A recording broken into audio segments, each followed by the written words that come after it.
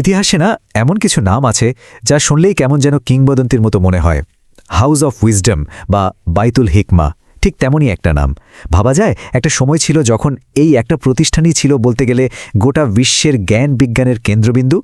আচ্ছা, একটা জিনিস ভাবুন তো, যদি এমন হতো যে পৃথিবীর সমস্ত জ্ঞান মানে যত দর্শন যত আবিষ্কার আছে সব কিছুকে এক ছাদের নিচে জড়ো করে রাখা হলো, কি শুনতে একদম গল্পের মতো লাগছে, তাই না? কিন্তু এটা কি আসলেই সম্ভব? অবিশ্বাস্য হলেও সত্যি, ইতিহাসে একবার ঠিক এমনটাই ঘটেছিল। ইসলামী স্বর্ণযুগে আব্বাসীয় খিলাফতের একেবারে প্রাণকেন্দ্র নবম শতাব্দীর বাগদাদে, সেখানে গড়ে উঠেছিল জ্ঞান বিজ্ঞানের এক এলাহি কাণ্ড।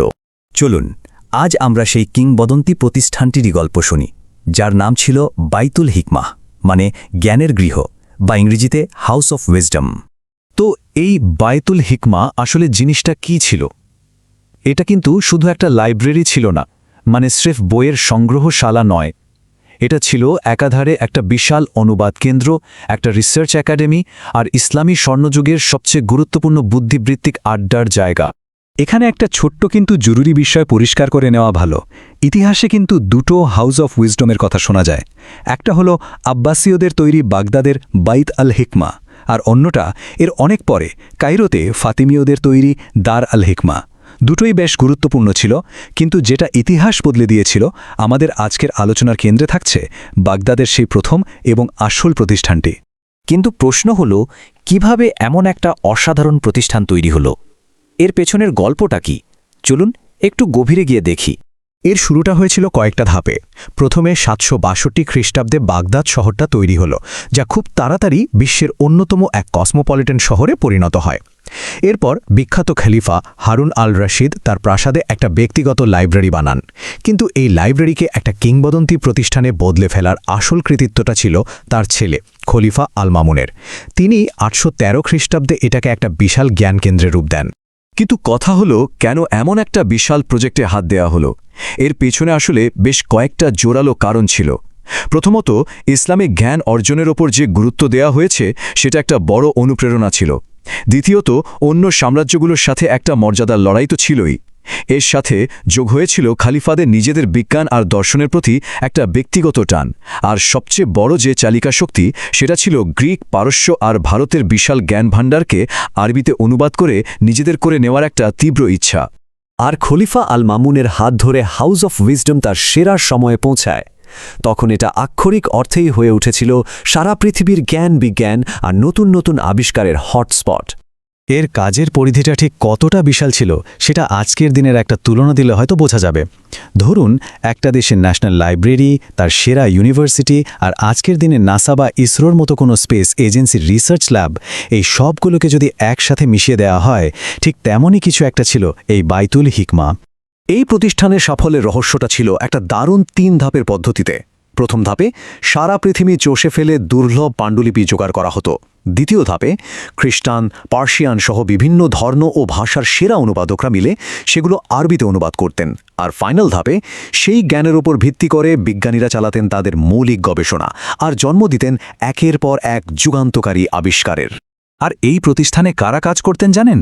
মানে তৎকালীন বিশ্বের সুপারস্টাররা। যেমন ধরুন, গণিতে ছিলেন আল খাওয়ারিজমি।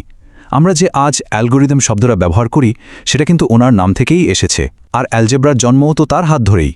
আবার দেখুন, চিকিৎসা বিজ্ঞানে হুনাইন ইবনে ইসহাক, চক্ষুবিদ্যা নিয়ে তার কাজ আজও প্রাসঙ্গিক। আর ইঞ্জিনিয়ারিংয়ের কথা যদি বলি, বনু মুসা ভাইরা তো রীতিমতো বিপ্লব ঘটিয়ে দিয়েছিলেন। তারা এমন সব অটোমেটিক যন্ত্র বানিয়েছিলেন যেগুলোকে বলা যায় বিশ্বের প্রথম দিকের প্রোগ্রামেবল মেশিনগুলোর একটা। তবে এর সবচেয়ে বৈপ্লবিক দিকটা ছিল অন্য জায়গায়। রাষ্ট্রীয় খরচে বড় আকারের সায়েন্টিফিক রিসার্চ প্রজেক্ট চালানোর ধারণাটা সম্ভবত এখানেই প্রথম শুরু হয়। ভাবুন, প্রাচীন তথ্য ঠিক কিনা তা যাচাই করার জন্য মানমন্দির তৈরি করা বা পুরো পৃথিবীর একটা নিখুঁত মানচিত্র আঁকার মতো বিশাল সব প্রজেক্টে হাত দেওয়া হয়েছিল।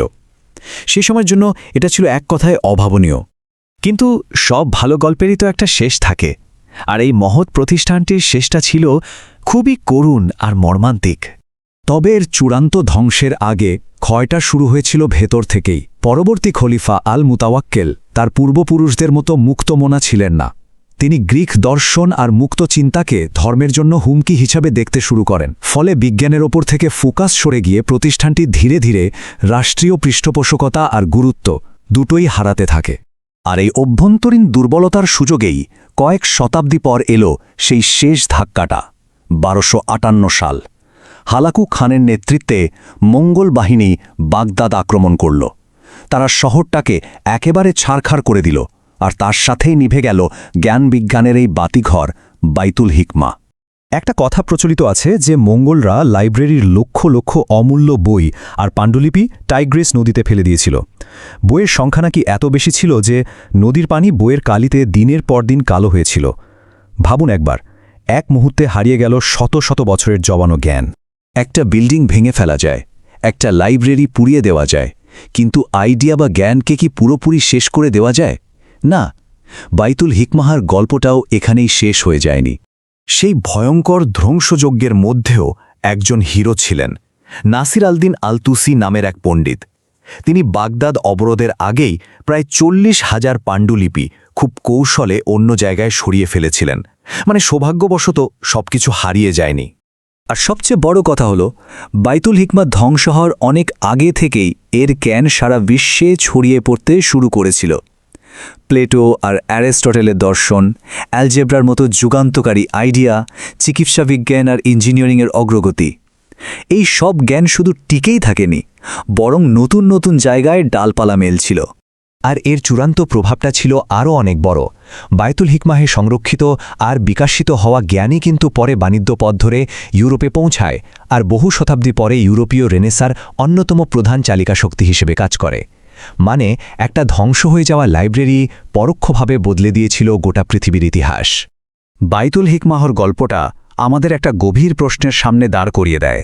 যদি এত বড় একটা জ্ঞানের ভাণ্ডার এভাবে আমাদের কাছ থেকে হারিয়ে যেতে পারে, তাহলে ইতিহাস থেকে এমন আরও কত অজানা বিস্ময়, কত অসাধারণ আইডিয়া চিরতরে মুছে গেছে, যা আমরা হয়তো কোনোদিনই আর জানতে পারব না।